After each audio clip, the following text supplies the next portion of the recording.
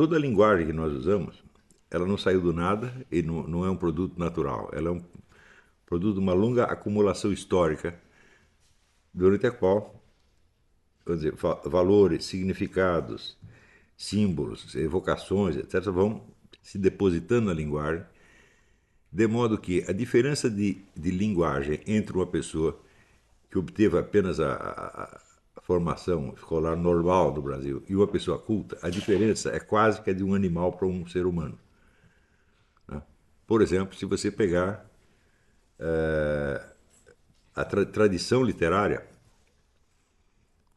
você vê que todo escritor que se preza, ele absorve essa tradição literária e a incorpora e a modifica.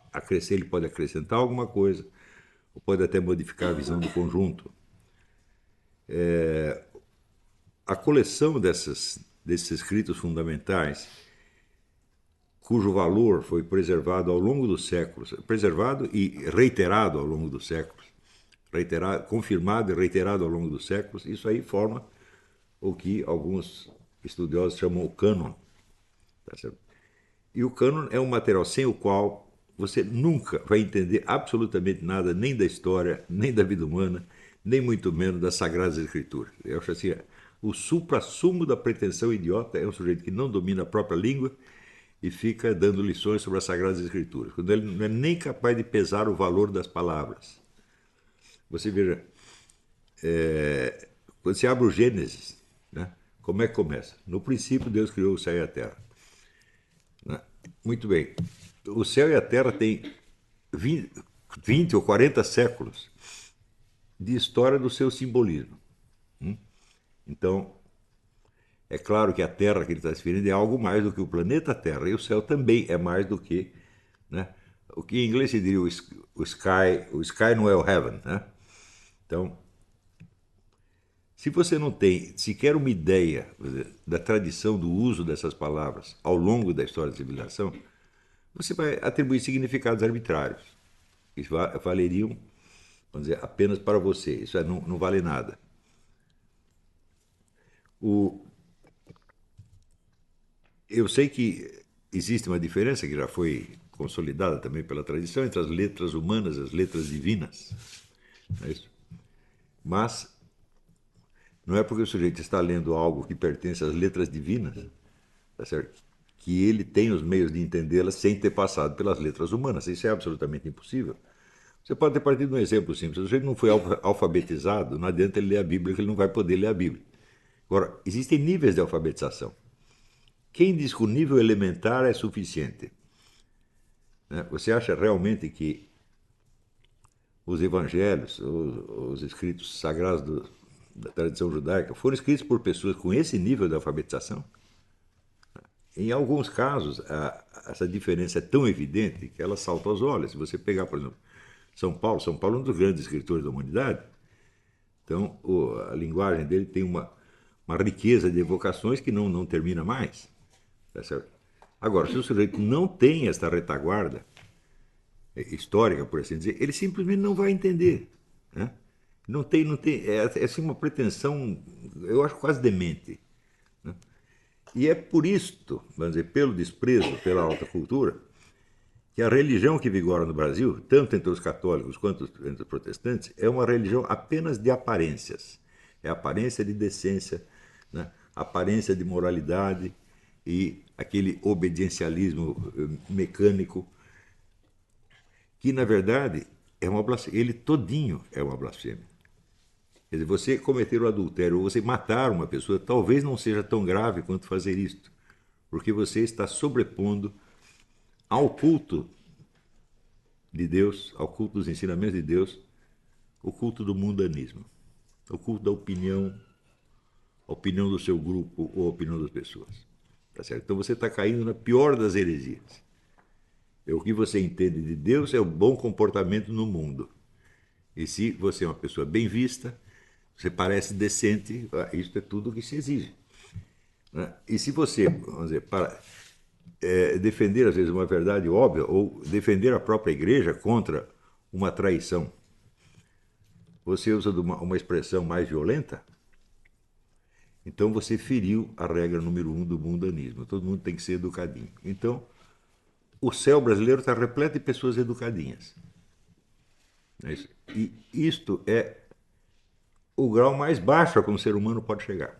Quer dizer, o grupo de referência dele, ou a sociedade em que ele está, é a máxima autoridade que ele conhece. Tá certo? E acima disso, ele supõe um Deus abstrato que teoricamente legitima tudo isso. Mas Deus não foi consultado a respeito e ao longo da Bíblia você tem um monte de referências contra isso. Tá certo? Então, é verdade que a religião brasileira sempre foi superficial. Não é isso? Então, durante o Império, sabe que os dois imperadores eram maçons, eles não gostavam muito da igreja, embora a princesa Isabel era bastante católica, mas os dois imperadores, Pedro I e Pedro II, não gostavam nem um pouco. Pedro II vivia gozando da cara da filha por causa desse negócio da religião, e ele era um darwinista convicto. Então, por causa disto, durante o Império a igreja foi muito perseguida e muito sufocada. Na época praticamente não havia religião protestante no Brasil, era só a católica. Então, quando começou o Império, havia 3.000 monges no Brasil, quando terminou tinha 8. O governo proibiu fundar novas escolas religiosas, proibia o acesso dos superiores das ordens religiosas para fiscalizar as ordens locais, donde resultou que todo padre tinha 2 ou 3 amantes e às vezes 18 filhos. E a igreja estava para acabar no Brasil, quando chegou um núncio apostólico, Dom Vital, e tentou botar ordem no coreto. O que o governo fez com ele? Botou na cadeia. E este foi uma das causas da Revolução Republicana. A igreja se aliou com uma parte da maçonaria que estava descontente com esse estado de coisas, e foi só a partir da República que a igreja pôde respirar no Brasil.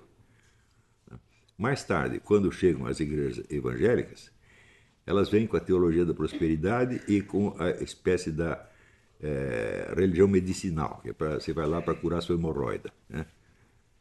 Então, se você pegar, vamos dizer, a média da pregação evangélica no Brasil, ela é de uma grosseria, de uma vulgaridade assim espantosa. E o pessoal não percebe que tudo isso é blasfêmia. Ora, pergunto eu, se você não consegue nem mesmo respeitar o espírito humano, como é que você vai respeitar o espírito divino? Se você não sobe à altura do humano, se você não assume a sua condição humana na sua plenitude, tá certo?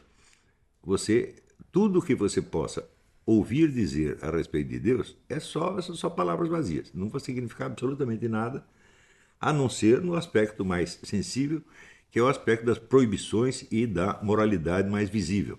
Nunca de uma moralidade interior. Né? Então,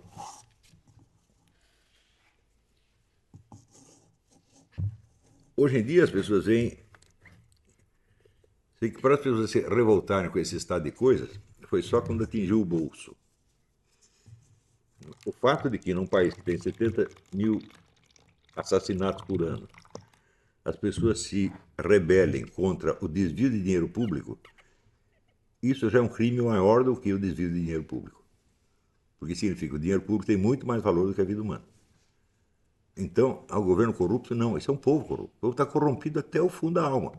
Todo o seu sistema de valores está tudo errado. E eu fiz esse teste com relação à questão das eleições, que na hora da eleição eu disse, olha, se você tem uma apuração secreta, a eleição não vale. Eu disse isso desde o primeiro dia.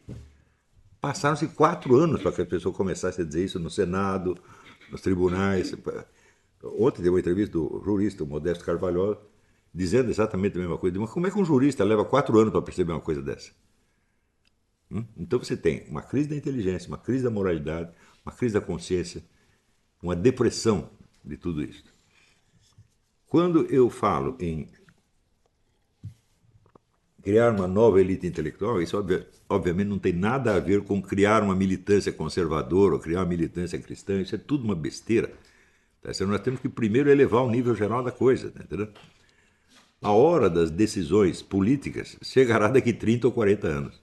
E por enquanto toda e qualquer proposta política é vazia, porque você não tem, se o sujeito não tem o imaginário que lhe permita apreender o verdadeiro estado da sociedade, ele está lidando só com uma sociedade de papel, sempre. E este fenômeno, que eu até acho que já observei durante esse curso, de que até os anos 50 e 60, você tinha literatura, no cinema, teatro, que refletiam algo da sociedade brasileira, E hoje você não tem mais. Quer dizer, a partir dos anos 70, 80, a produção escrita foi refletindo apenas a experiência interna de um certo grupo, que era o grupo dominante, o grupo que dominava a mídia, os meios de comunicação, etc, etc, e que julga que os seus problemas são os problemas da nação.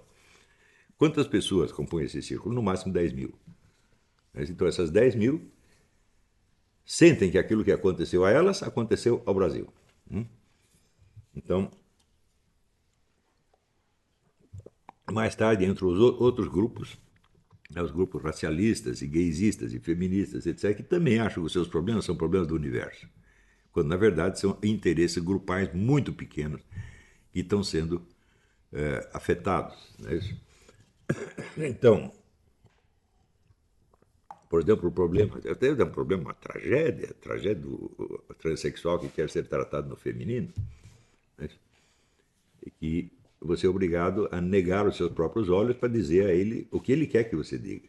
Quer dizer, eu estou vendo um homem, mas ele quer que eu o chame de mulher também. Então, eu furo os meus olhos para não desagradar a norma de polidez vigente. Esse é o ponto a que nós chegamos. Né? E pior, quando esses grupos dizem essas coisas, as pessoas que não concordam, a máxima de reação que eles têm é a reação moralista. Quer dizer, o sujeito que tem realmente um preconceito contra essa gente, e ele expressa o seu preconceito, a sua emoção de desagrado. Mas realmente não está entendendo o que acontece. Né? Então, essa coisa, por exemplo, da mudança dos pronomes de tratamento, você tem que dizer ela quando você está vendo ele, né? Isso não tem absolutamente nada a ver com sexo, mas nada, nada, nada, nada. Isso é geração de dissonância cognitiva. Isso é engenharia social. Então, o problema da imoralidade sexual não entra nisso aí. Porque se você acha que o objetivo de tudo isto é fazer uma sociedade libertária, a sociedade da gandaia geral, onde todo mundo pode comer todo mundo, você está muito enganado. É só você observar o rumo que as coisas tomaram nos Estados Unidos, que nos precedeu nesse processo, e se você vê que, ao contrário, a sociedade se torna cada vez mais controladora e repressiva. Ao ponto de que as novas gerações, o que eles chamam de millennials, têm muito menos interesse em sexo do que seus pais e muito menos do que seus avós. É isso que acontece, né? Então, a liberação sexual termina em ser a total repressão sexual. Quer dizer, a vida sexual vai ser totalmente administrada pelo Estado, não há mais intimidade, não há mais contato íntimo. Primeiro, contato íntimo. O que é o contato íntimo entre homem e mulher se você usa uma camisinha? Não há contato entre as mucosas, né? É tudo que é uma película de látex. Você finge que está lá, mas não está lá. E isto são gerações já que dão. A única experiência sexual que eles têm é esta. Ou seja, é uma masturbação usando o corpo do outro, como se fosse uma boneca inflável. O que acontece? Olha, eu comecei a ter vida sexual muito antes da camisinha e eu sei o que é isso. E sei a diferença que isso faz. Agora, pessoas que nunca tiveram essa experiência, vamos dizer, do contato carnal real, a imaginação sexual delas é muito diferente. E é por isso que chegam a aceitar a hipótese, vamos dizer, de bonecas infláveis ou de bordéis inteiros de bonecas robôs. Eles não conseguem distinguir mais entre o contato carnal e a masturbação. Não conseguem, eles não sentem isso. É? Então, o que você está observando é uma dessexualização da sociedade. E quando as pessoas dizem, não, então estão abandonando o cristianismo, etc., etc., também porque não conhecem a história. Porque hoje em dia muito mais gente vai à igreja do que no século XII ou XIII, no auge da cristandade, ia 2% à igreja. Hoje são pelo menos 15 ou 20. É muita coisa. Aqui nos Estados Unidos muita gente vai. Parece que 40% dos cristãos americanos católicos protestantes vão à igreja. É muita coisa. Então isso está melhorando. Mas tem outras coisas que estão piorando, entre as quais a famosa vida sexual da humanidade. Você já ouviu alguém dizer isso por aí? Não, as pessoas não percebem. Né? Então, as novas gerações, primeiro, foram todas educadas do socioconstrutivismo que as impede de compreender o sentido dos textos. Segundo, recebem toda essa carga, vamos dizer, de falsos debates, porque é falso de um lado e é falso do outro. Né? Por exemplo, o pessoal ouve slogans e se entusiasma pelos slogans. Então, nós temos que defender a família, estão destruindo a família. Fala, não, estão destruindo algumas famílias. Isso é a coisa mais óbvia do mundo. Você acha que os Rockefeller estão destruindo a própria família? Você acha que os Rockefeller vai falar, vamos tentar aqui um novo modelo de família? Né? Chama o vizinho, o cara da frente, todo mundo agora é família, você faz uma suruba geral e vira família. Você acha que alguém tem alguma família multimilionária que faz isso, meu Deus do céu? Nenhuma faz. Então significa que ter uma família está se tornando um privilégio da classe alta. Então isso reproduz uma situação idêntica da escravidão romana, né? Onde só a pessoa, a partir de um certo nível social, casava. Os outros procriavam a esmo. Os escravos uma vez por ano eram reunidos num lugar e tinham uma suruba geral de 3.000 pessoas e daí ninguém sabia quem era filho de quem. Né? Nós estamos voltando a essa situação. Né? E então tem um bando de idiota de um lado que acredita que isso é liberdade sexual e tem outro bando de idiota do outro lado que diz que isso é destruição da família. Né? Então, isto, na verdade, é a maior valorização da família que já existiu. Exatamente como em Roma. A família não é para qualquer um, é só para quem pode. Então, a família é como a propriedade e é como o direito à legítima defesa. Né? Em Roma havia, teoricamente, o direito à legítima defesa, mas só quem tinha a condição de ter armas e pessoal armado para trabalhar para ele tinha a legítima defesa. Os outros estavam à mercê de quem os atacasse. Então, querem criar a mesma situação de novo. Né? Então, eu não vejo um único debate público no Brasil na qual você não veja esse baixíssimo nível de consciência de parte a parte. Ou seja, praticamente ninguém está dizendo nada que vale a pena, a não ser, às vezes, um detalhe. Por exemplo, quando o cara protesta contra a apuração secreta, bom, ele está certo, mas não impede que isso seja 1% de sabedoria com 99% de besteira. Né? Este mesmo cidadão que disse isso já disse muita besteira em outra época, sem perceber. Né? Mas há coisas que você acaba sendo forçado a perceber de algum modo. Forçado principalmente por um tal do Olavo de Carvalho que continua falando e falando, até que um dia a coisa entra na cabeça. Né? Então, isto tudo é o quê? Isso é falta de cultura. Né? Agora, pergunto eu, pode haver o culto sem a cultura? É o culto do quê? Né? Quer dizer, você não tem o legado civilizacional que está passando através dos ritos e que adquire, na verdade, significações mais profundas à medida que o tempo passa. Você não tem essa longa acumulação, né, de significados e valores. Então, o único jeito para você sair disso é você adquirir uma cultura real. E adquirir a cultura é através do cânon, meu Deus do céu. O cânon se baseia no seguinte: a humanidade pode errar, mas dificilmente todos erram o tempo todo. Então, aquilo que foi aprovado ao longo dos séculos e continua sendo matéria de interesse, é isso que é o cânon. Nunca houve ninguém que dissesse que a Divina Comédia é ruim. Né? E o sujeito que disse que as peças de Shakespeare eram ruins, que foi Voltaire, até hoje as pessoas riem dele por ter dito isso. Foi praticamente o único sujeito que não gostou do teatro de Shakespeare no mundo. Né? Então, esse evidentemente está fora do cânon. Né? Então, a ideia de repassar às pessoas um mostruário do cânon foi o que inspirou essa série dos Great Books. Isso.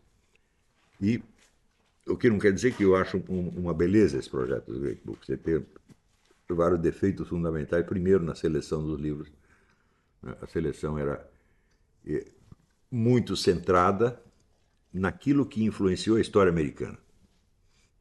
Então, o que não entrou na história americana não pesa. E segundo, o projeto todo era de formar um cidadão consciente, um cidadão capaz de acompanhar os debates públicos, entender e votar corretamente. Eu acho que nós precisamos, no Brasil, nós precisamos de algo mais do que isso. Nós precisamos criar verdadeiros intelectuais. É fácil você verificar que qualquer movimento político, qualquer um, ele começa com discussão entre intelectuais, discussões muito reservadas, das quais, às vezes, a geração seguinte nem ouve mais falar, não sabe de onde aquilo saiu. Nesse livro que eu estou escrevendo, que eu tenho dado as aulas do Koff baseado nos capítulos dele, você tem uma ideia eu estou tentando passar uma ideia das fontes remotas de ideias que hoje circulam na boca de todo mundo. Então, por exemplo, hoje você vai no cinema, você assiste um filme que tem índios, os índios são sempre sábios, eles têm um contato com além, e os brancos são todos os grosseiros, broncos, violentos. Da onde saiu isso? Essa ideia surgiu do nada? Não, essa ideia começa a circular em 1910, entre intelectuais. Se você pega a obra do René Guénon, do Jung, mais tarde um pouco do Schuon, está tudo ali. Então,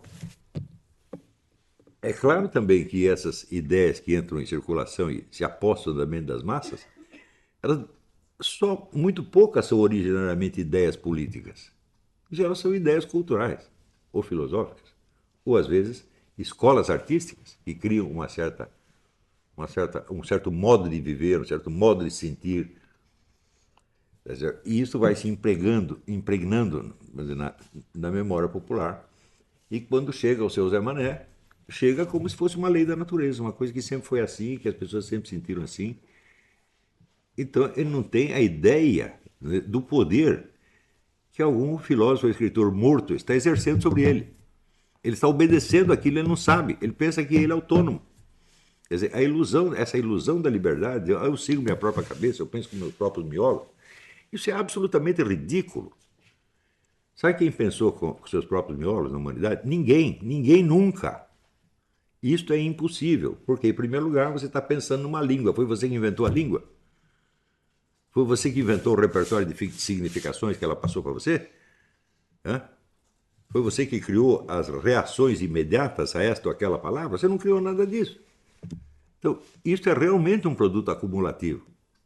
Claro, você pode alcançar um grau de liberdade muito grande na medida que você absorve esse conjunto, né, e você consegue pensá-lo como um todo.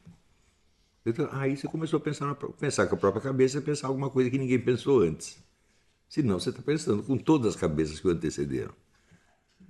Não é isso? Então, por exemplo, se você pegar a tradição da poesia universal, se você ler os poemas do Ezra Pound é uma revisão da poesia universal. Poesia em todas as línguas, chinês, árabe, tudo que existe. Ele pegou, reuniu e falou, vou dar uma forma de conjunto para esse negócio e criar um novo cânone. E de fato ele criou. Porque hoje você só vê essa tradição antiga através do Ezra Pound. Todo mundo vê assim. Né? Quer dizer, você está lendo poesia chinesa, sim, você está lendo pelos olhos do Ezra Pound. Então, isso quer dizer que é possível um homem se sobrepor ao seu universo cultural. Claro, mas só depois que ele engoliu. Enquanto você. É aquele negócio do Jean Piaget, quando o coelho come alface, é a alface que vira coelho, não é o coelho que vira alface. Então, enquanto você está sendo deglutido pelo sistema, ou pela história, pela tradição cultural, que você nem consegue enxergar como um todo, é porque você está dentro dela que nem Jonas na barriga da baleia. Né? E você está lá dentro, repetindo os sons que você ouve na barriga da baleia e dizendo eu penso com meus próprios miolos. Quer dizer, aí é o suprassumo da impotência cognitiva que se celebra a si mesma como se fosse onipotência. No Brasil isso é regra geral. Eu não conheço um brasileiro que não tenha opinião sobre tudo. Tudo o que ele nunca ouviu falar. Né? É, é a norma do Cílio Bocaneira. Nunca ouvi falar e acho que não tem o menor cabimento. Isso é regra universal no Brasil, pô. Né? Quer dizer, o único argumento válido na lógica brasileira é o argumento ad ignorância. Os outros são todos.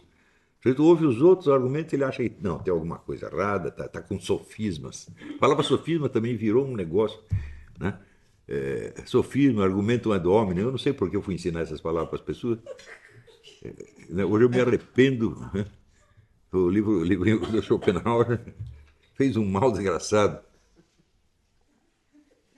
Tem cara que não sabe nem escrever, o sapato escreveu argumento ad hominem com N no fim. Né? O outro escrevia, né, assim, Us Zeitgeist. Zeitgeist é singular em alemão. Eu falo os Zeitgeist, tá bom, melhorou um pouco.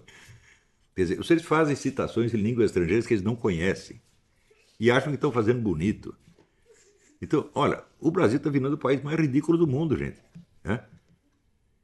E neste ponto, você vê as pessoas querendo discutir. Ah, tem aqui solução para os problemas nacionais. O Ciro Gomes diz que tem solução para tudo. Se eu pensar muito para entender que ele não sabe do que ele está falando.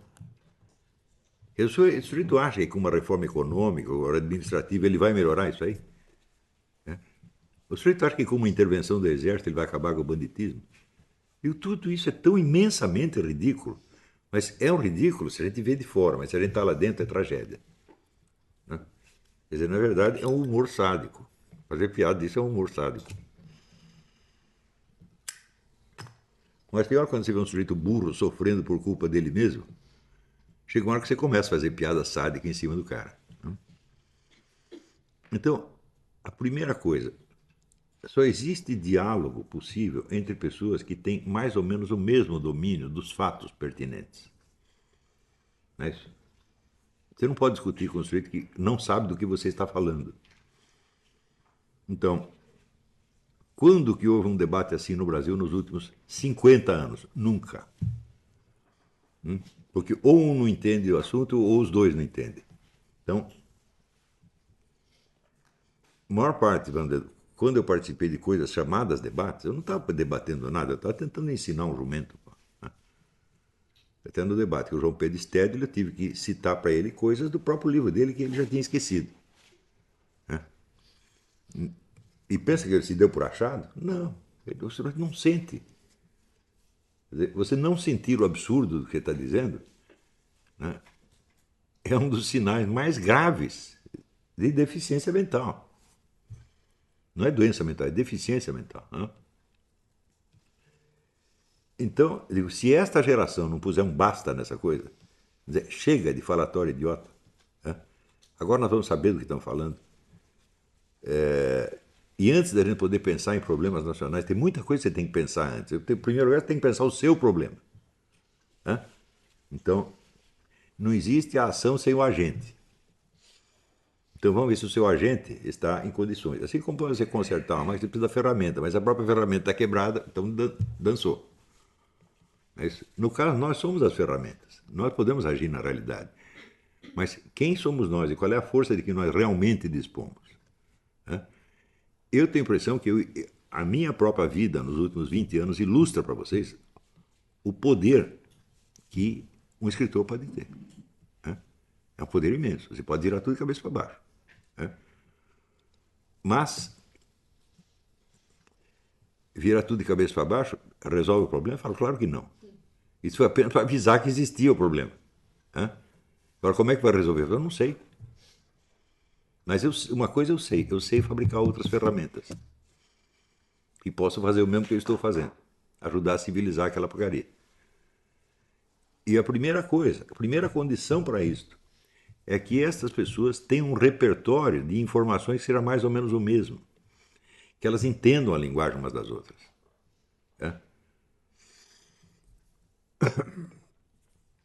Então, quando você não tem isso, você vai partir para o quê? Para a adivinhação e para a fantasia. E você vai adivinhar as coisas dentro do nível de causa e efeito que você consegue conceber. Não é isso? Então, ontem mesmo eu estava lendo um sujeito que dizia que o Bernardo Kister é um agente do Silvio Grimaldo, o qual é um agente do Olavo de Carvalho, né? O qual é um agente dos neocons, os quais são agentes da conspiração judaico-maçônica. Bom, não deixa de ser uma interpretação dos fatos. Né? É até onde o sujeito conseguiu. Falou, não, tem algo aí que eu não estou compreendendo, então deve ter um fator secreto. O fator secreto só pode ser o quê? Uma conspiração, pô. Então, isso... Ele nem sabe dos reptilianos. Né? Ah, não, esqueceu o reptiliano. Então, você imagina que, eu penso assim, vamos supor que fosse mesmo uma conspiração.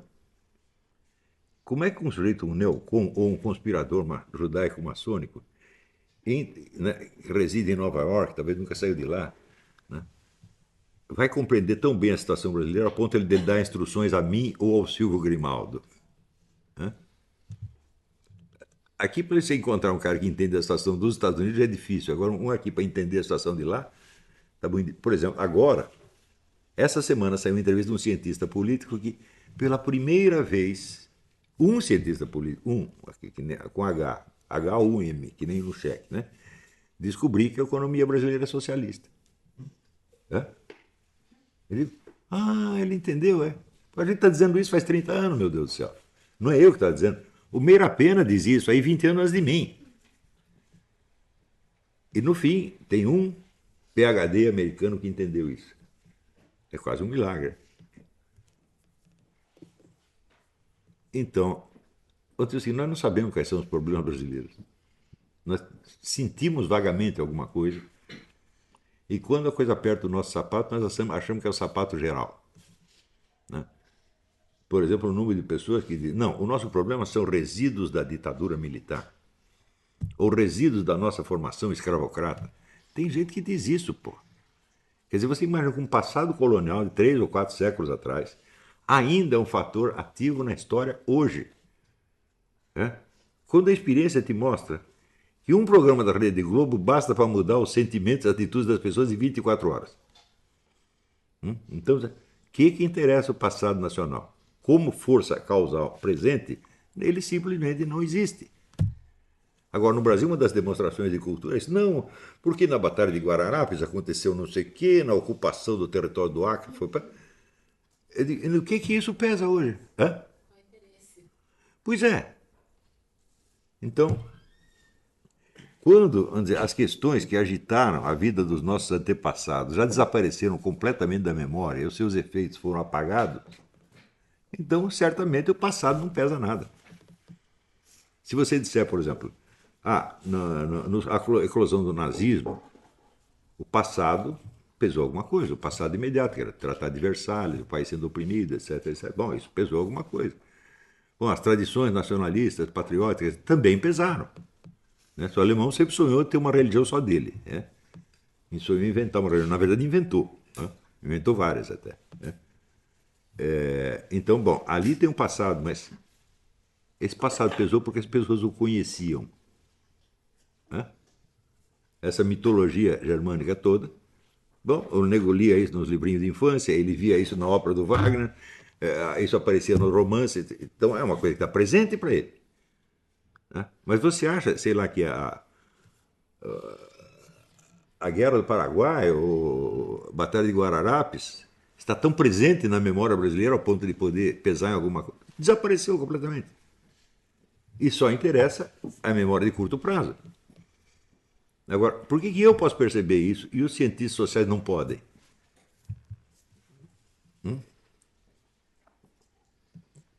É simples.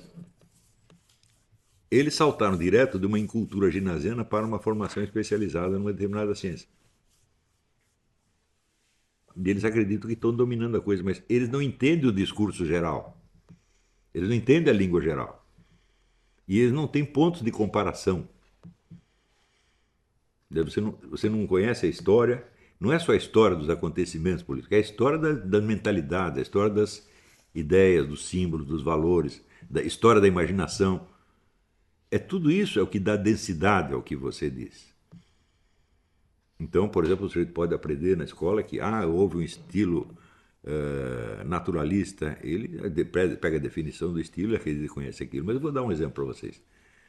O naturalismo surge na Europa inspirado pelos progressos da ciência natural, especialmente o darwinismo. Não é isso?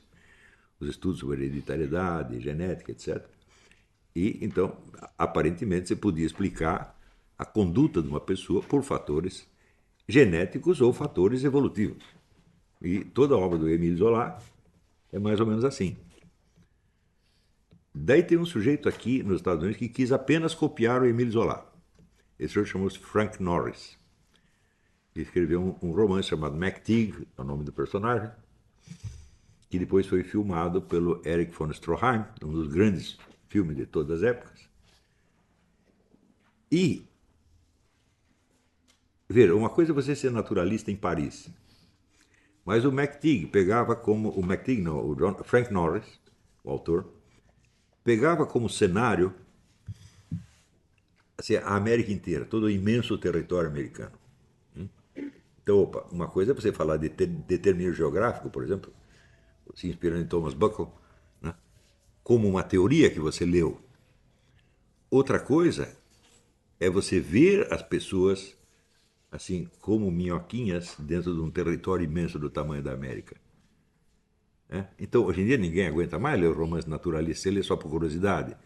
Mas o livro do Frank Norris, ele tem um alcance, dá um alcance simbolista para o naturalismo. Então, você lê o livro do Frank Norris, você vê, ele evoca a frase do Pascal, para mim evoca pelo menos, a solidão desses espaços infinitos me apavora. Qual o título do livro mesmo? McTeague, Teague. É a história de um dentista que é um sujeito meio primitivo, um homem muito forte e muito violento. Ele casa com uma moça, daí a moça ganha na loteria, mas não quer dar o dinheiro para ele, ele mata a mulher e foge com o dinheiro. E daí tem um outro cara que persegue ele. É uma tragédia, mas tudo isso se dá dentro do cenário americano. Então, bom, o naturalismo transposto ao território americano adquiriu uma significação épica que ele por si mesmo jamais poderia ter. Então, você vê como, por exemplo, esses nomes de estilos não significam grande coisa. Simbolismo, romantismo, naturalismo, realismo. Bom, pode querer dizer muita coisa, porque você só tem o equivalente, você não tem o equivalente científico dessas ideias, você só tem o equivalente imaginativo.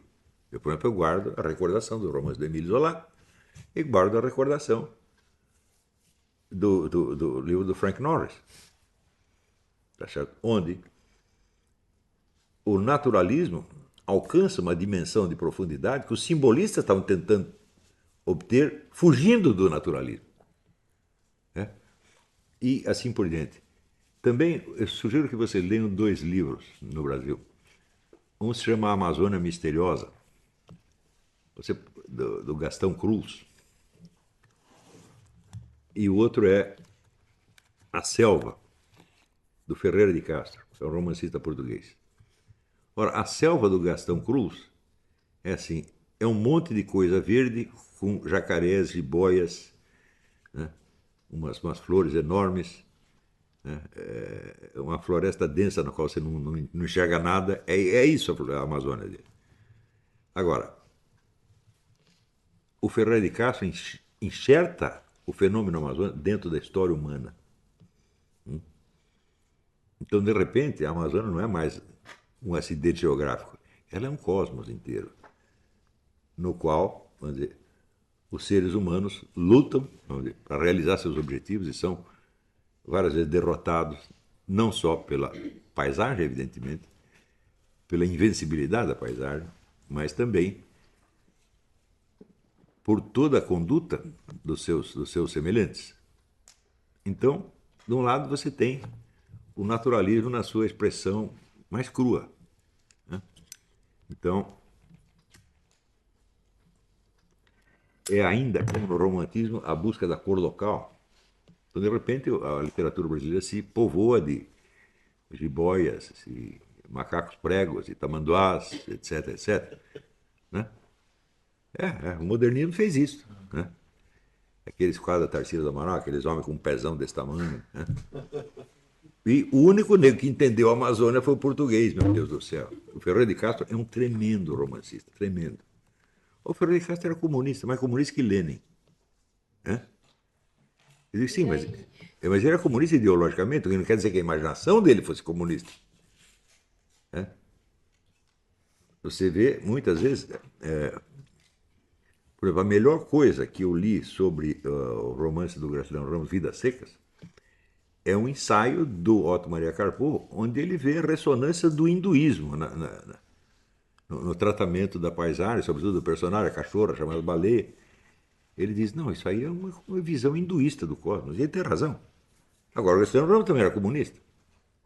Então, vamos dizer, a ideologia do cara é uma coisa, a imaginação dele é outra. Quer dizer, se a imaginação for apenas um traslado da ideologia, então não é uma obra de arte, porque é apenas propaganda e não vai sair do nível do debate ideológico do momento, que é o que acontece com os primeiros livros do Jorge Amado. Jorge Amado tornou-se um romancista aos poucos, à medida que ele foi deixando de obedecer, de servir ao partido e deixou sua imaginação voar.